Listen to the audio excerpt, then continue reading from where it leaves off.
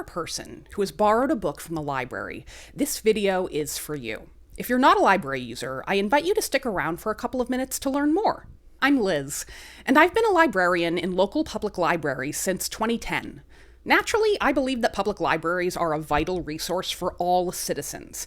We provide free access to vetted information in a time when very little quality media is free, and when misinformation is rampant. As the world has become increasingly digital, libraries have done their best to provide our patrons with information in a manner that they want to receive it. That's where one of my favorite public libraries, the Internet Archive, comes in. The Internet Archive is an online library that can be used by anyone with an internet connection. Your library card is simply your login. The archive loans out books under a system called controlled digital lending. This is a system in which a library purchases a print book, digitizes it, and lends out that copy like they would a print book, one user at a time. Sounds a lot like the way you borrow physical books or ebooks from your local library, right? But due to a lawsuit currently waged against the Internet Archive, this system is in danger. 4 publishers recently sued the archive, claiming that this system of controlled digital lending has cost them millions of dollars. Publishers became angered when the archive briefly lifted the restrictions of their lending during the lockdown portion of the COVID-19 pandemic under an act they called the National Emergency Library. For this brief period, they allowed simultaneous use of their collection instead of only allowing one user to access each book at a time, as they customarily do. The archive only had these exceptions available for a few months while we were all stuck at home, and they weren't the only library experimenting with this type of lending to help their communities in crisis.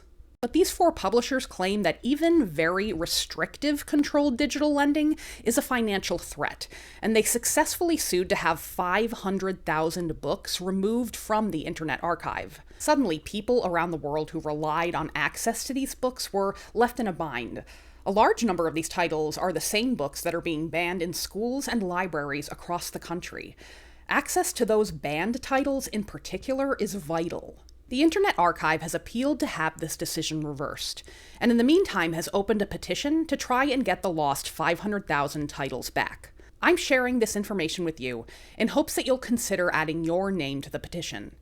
Ask these publishers to restore access to these very important books. Access that readers who cannot afford to purchase books desperately need. Access that readers who cannot make it to a physical library rely on. Access to titles that families can no longer obtain through their local schools and libraries because their local governments have banned them. If controlled digital lending, which again is a book that the archive has purchased from the publisher and only digitally loans out to one user at a time, is deemed unlawful, then when will the time come that physical loaning of books from your local library is also considered a financial threat to these corporations? And who are we really punishing with this decision? The Internet Archive or its users? I have tagged the archive in this video, and you can find the petition linked through them. Thanks for watching, and please continue to use and advocate for your library spaces, whether they be physical buildings or otherwise.